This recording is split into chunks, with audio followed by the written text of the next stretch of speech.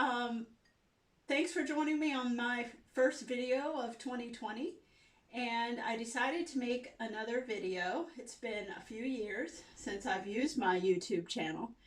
And some of the YouTubers that made videos back in 2007, 2008 are starting to make a few videos, which I've seen. And they've been fun to kind of see people's updates after a few years of being offline. And the quarantine period is a great opportunity to kind of make a video and just to kind of have some fun with it. Since I've been offline, I've moved house a few times. I've lived in Gainesville, Florida, and then we've moved now to North Carolina. So I've also finished my graduate school degree. And so I earned my diploma, PhD diploma in May of 2018. And so today I just wanted to make a quick video where I do one of my favorite things, and that's make coffee. And I'll be using the Precision Breville. Breville Precision Brewer. Breville Precision Brewer. And my husband Sean is going to be my cameraman, and I really appreciate that. So let's get started. So this is part 2 of the video. We've made it to the coffee station. This is the Breville Precision Brewer machine.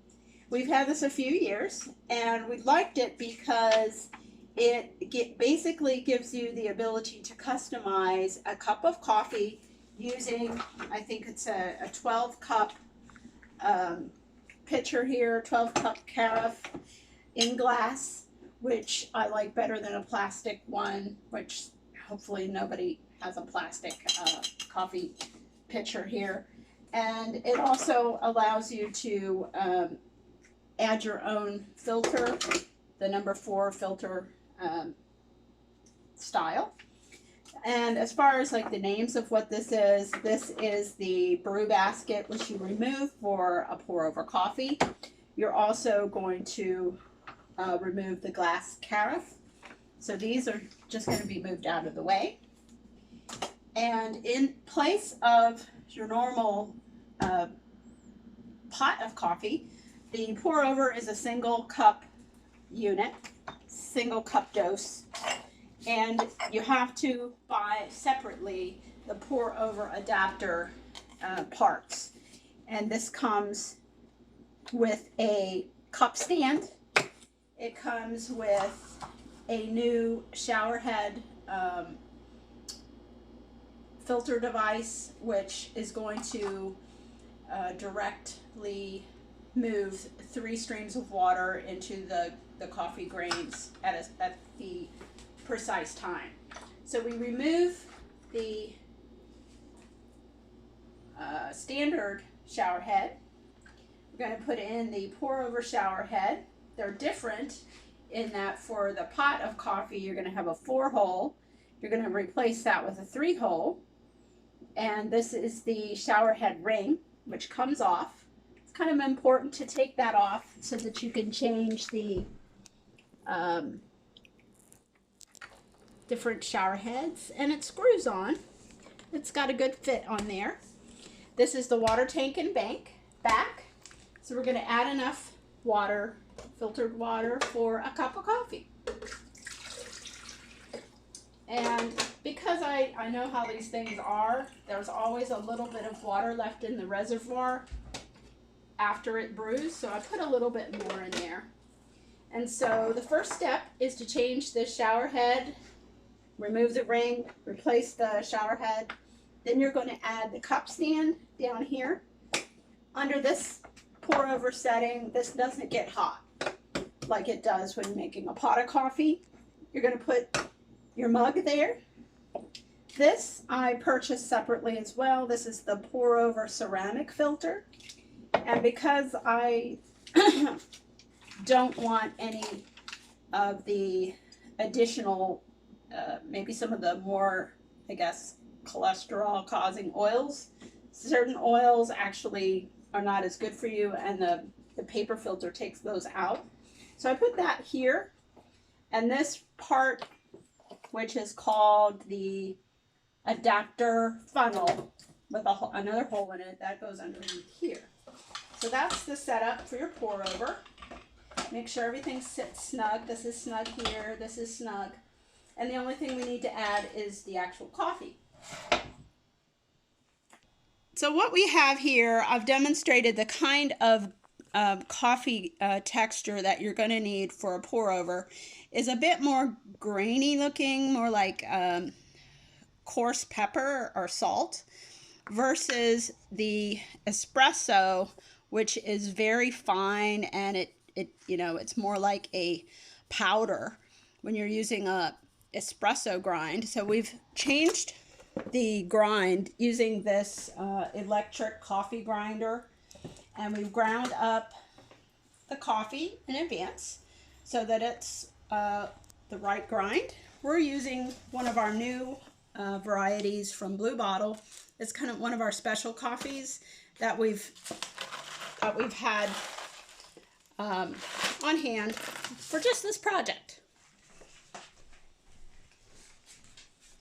Okay, you can also get my face too. So I'm just going to add the coffee to the filter. Going to add 3.5 scoops of freshly ground coffee. We're going to put it on top of the what was this called? The adapter funnel. And we're going to take a look here at some of the settings. When you're using the precision grinder, the settings are listed for you once you start the menu. And it has many settings here. A faster brew of coffee is not going to be as strong. The gold setting is going to be for a pot of standard temperature and time that the coffee is brewed in the hot water. Stronger coffee can be chosen, an iced coffee, and my brew, which is the setting for the pour over, is going to do a standard cup with a bloom and a release. So we're going to go ahead and set that by pressing start, and the red light will come on as the coffee maker heats up. Gonna hit. I think you can see underneath the there we go.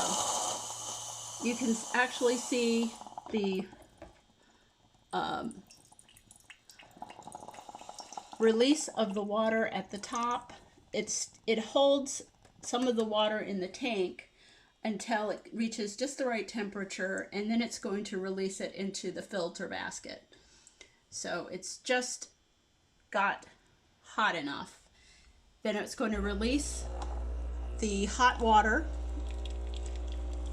from the top.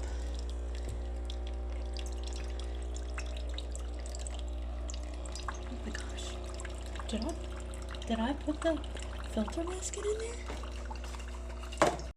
So this is the end of the pour over, and you don't have to use the cup stand, but it's going to keep the temperature warmer because the water doesn't drip down as far. So we're nearly to the end. The progress bar says it's brewing.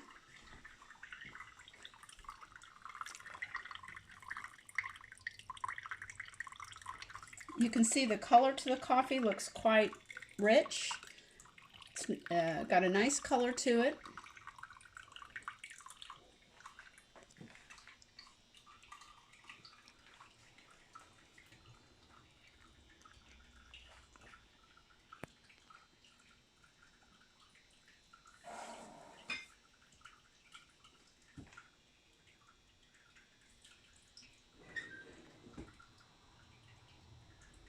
I normally have a backup cup. The backup cup I use to switch this out in case there's additional water that brews through.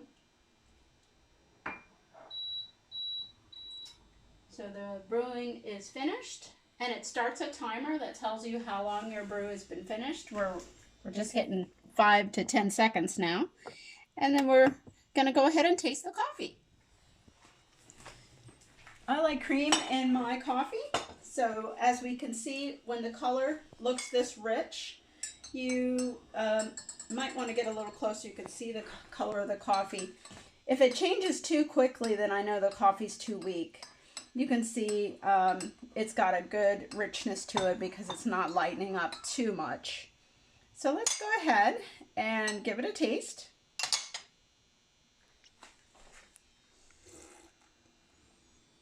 It tastes very fresh. Definitely it has some lighter toffee flavors and some of the caramel flavors that a really nice dark roast coffee has. And so thanks for joining me today as we took a trip down to explore the Breville Precision Brewer coffee maker with a pour over feature. Thanks.